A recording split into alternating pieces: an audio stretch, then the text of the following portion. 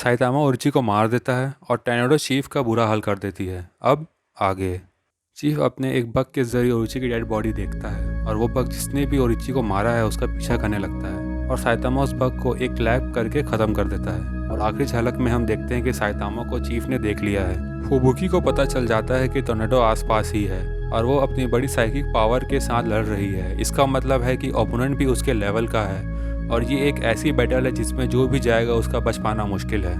और अगले स्क्रीन में हम किंग को देखते हैं जहां वो सिंपल कैलकुलेशन कर रहा है कि हम 4 लोग थे तो हमें 2-2 की टीम बना के जाना चाहिए, पर वो तीनों एक साइड होकर साथ में चले गए और मुझे अकेला छोड़ दिया। और फ्लैशी फ्लैश चुपके से साइतामा को आते देखता है। फ्लैशी फ्लैश को ऐसा लगता है कि ये साइतामा भी एक मॉन्स्टर है तो वो उसे मारने की कोशिश करता है, पर साइतामा उसके हर अटैक को डॉज कर लेता है और फ्लैशी फ्लैश ये देख के हैरान हो जाता है। फ्लैशी फ्लैश को समझ नहीं आता है कि साइतामा एक हीरो है, कि नॉर्मल इंसान है, कि एक मॉन्स्टर है, और वो उसे एक बार और हमला करता है। और इस बार फ्लैशी फ्लैश की तलवार को पकड़ के साइतामा कहता है कि तुमने मुझे 2 बार मारने की कोशिश की है, क्या तुम एक मॉन्स्टर हो? फिर फ्लैशी फ्लैश क्लियर करता है कि नहीं, वो एक हीरो है। और फिर फ्लैशी फ्लैश को याद आता है कि साइतामा तो एक हीरो है और वो उसे हीरो एसोसिएशन की करंट सिचुएशन के बारे में बताता है और साइतामा को कहता है कि तुम लोअर रैंक हीरो हो, तुम्हें यहाँ नहीं होना चाहिए, यहाँ बहुत डेंजरस मॉन्स्टर्स हैं और तुम्हारी जान को भी यहाँ बहुत खतरा हो सकता है। और साइतामा ओके कहता है और फ्लैशी फ्लैश सोचता है कि अगर वो स्पीड भागेगा तो साइतामा उसे नहीं मैच कर पाएगा और साइतामा उसके बराबर दौड़ता है।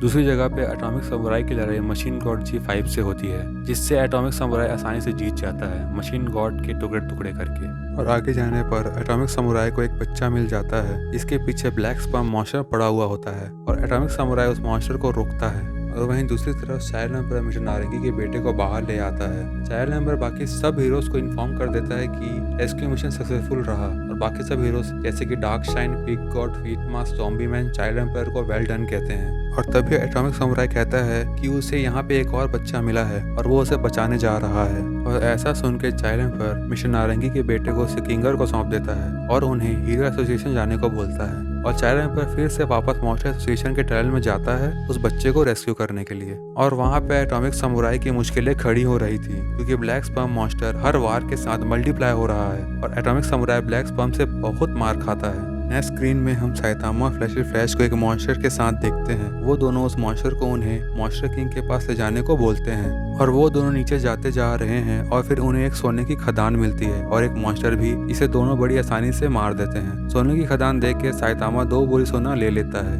पर उस रास्ता दिखाने वाले मॉन्स्टर को बचाने के चक्कर में वो 2 बोरी सोना गिर जाता है और साइतामा उदास हो जाता है। और दूसरी तरफ ज़ॉम्बी मैन को भी एक नया मॉन्स्टर मिल जाता है, होमलेस एम्परर, जो बहुत ताकतवर होता है क्योंकि उसने ज़ॉम्बी मैन के सारी गोलियों को डॉज कर लिया था और ज़ॉम्बी मैन बुरी तरह से मार भी खाता है। होमलेस एम्परर अपनी बैक स्टोरी बताता है कि वो कैसे मॉन्स्टर बना था और उसे गॉड ने आके उसे पावर दी थी। फीट मास एक मॉन्स्टर का सर लेके घूमता है और उसे एक लेबोरेटरी मिलती है जिसमें मॉन्स्टर सेल बनाते हैं और वो उस लेबोरेटरी को तहस नहस कर देता है और आगे बढ़ने लगता है, जहाँ पे उसे एक नया मॉन्स्टर मिलता है, द अगली, जो स्वीट मास के मुकाबले बहुत ताकतवर है। पिग गॉड को भी एक पावरफुल मॉन्स्टर मिलता है जो पिग गॉड को खा जाता है और फिर वापस उगल भी देता है। प्रिजनर पूरी को चेन से बंधा हुआ गारो मिलता है और जब प्रिजनर पूरी उसे नॉर्मल आदमी समझ के छुड़ाने जाता है तो गारो उस पर हमला कर देता है। ड्राइव नाइट कमबैक करता है और कैट मॉन्स्टर को मार देता है और सारे लो रैंक हीरो की जान बचाता है। ड्राइव नाइट से किंगर को कहता है कि अगर मॉन्स्टर एसोसिएशन हीरो एसोसिएशन में हमला कर देगा तो हम उसे नहीं बच पाएंगे क्योंकि हीरो एसोसिएशन में वॉच डॉग नहीं है और सारे हीरोज यहाँ बैटल कर रहे हैं।